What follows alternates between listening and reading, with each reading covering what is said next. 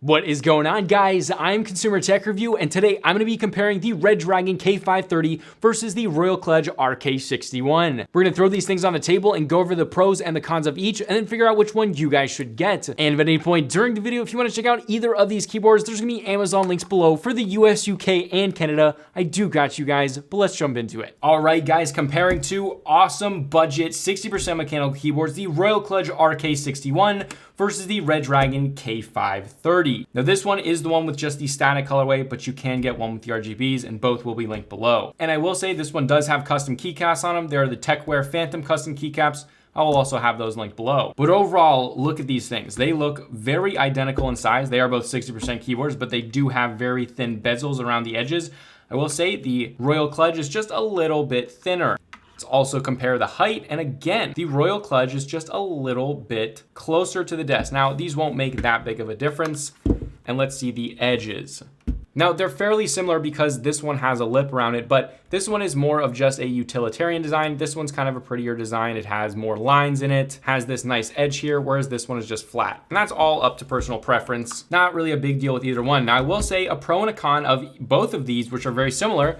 This has the USB on the side, which if you guys want to use this in wired mode, not the best for. I wish it was like in the middle here. However, it does have the on and off switch and the changing between the Bluetooth devices on the side, which means all you need to do is have your keyboard sit here and you can change between different Bluetooth devices as well as turn on and off the keyboard. This one, however, has the on and off switch on the bottom, and you have to click FN and then click these buttons right here, the 1, 2, and 3 to change between your different Bluetooth devices. But that being said, it does have the USB up here. So if you do want to run it in wired mode or just plugging in it is a little bit easier to use your own custom cable, this one is nicer for that. Now, another similarity is both have their logo right there on the front. This is all just up to personal preference. None of them look better. However, I will say on the back, the Red Dragon pulls ahead because it does have flip up feet, while this one does not.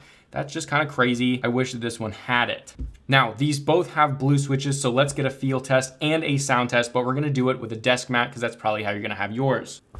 Now, we haven't even talked about the RGB. I unfortunately do not have the RGB version. I only have the static version of the Royal Kludge. However, just looking at the brightness, there's a ton of light here. These do look much brighter. They look fairly similar. They don't look that different. And both of them have the white backplate bouncing light up. So I wouldn't say there's much difference in the RGB. They all have tons of modes and everything like that. But let's get a typing sound and feel test. The Red Dragon K530 first.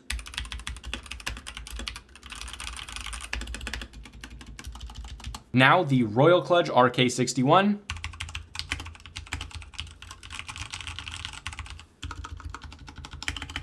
Now this is actually very interesting. These stabilizers feel quite a bit better than these. Now these both have brown switches on them. Now the brown switches feel nicer on this one, but the stabilizers feel better on this one. These also feel like they're lubed, which I know that they are, and these, they don't, but we'll have to see and we'll check that right now. All right, now checking the stabilizers. These are actually lubed when they actually just don't feel quite as good. These are also lubed, but they feel much better than these. That is kind of interesting. And just to make sure it's not the keycaps, I'm actually gonna switch the keycaps. Let's do another test.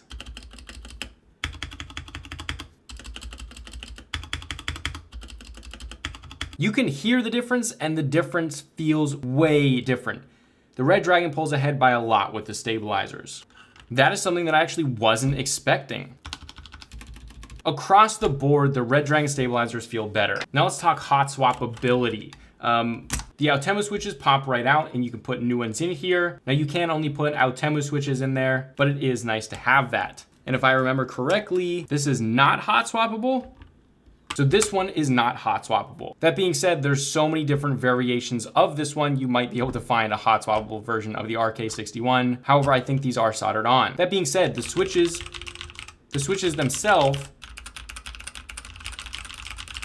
do feel better. The stabilizers do not. But now, which one to get? They're both Bluetooth. They both can connect up to 3 devices. They both charge via USB-C. They're both 60% keyboards. They're both in a very similar price range. Now, because of the switch feel, I'm gonna go with the RK61 just because the switches feel nicer. I don't know if that's due to the chassis, but the switches feel better. They just feel more crisp and nicer. That being said, it's hard because the stabilizers are way better on this than they are on this, even though these are lubed. So it's kind of a toss-up. I think if I was living with a keyboard every single day, I might pick this one, but if I was primarily using it for typing, I would probably use this one. But honestly, they're side by side. They're both fantastic keyboards. This one just pulls ahead with turning it on and off and having those better stabilizers. This one just feels better with the switches. But guys, that is my comparison. Again, if you want to go check out either of these keyboards, I will have the RGB version of this and these keycaps linked below to Amazon for the US, UK, and Canada.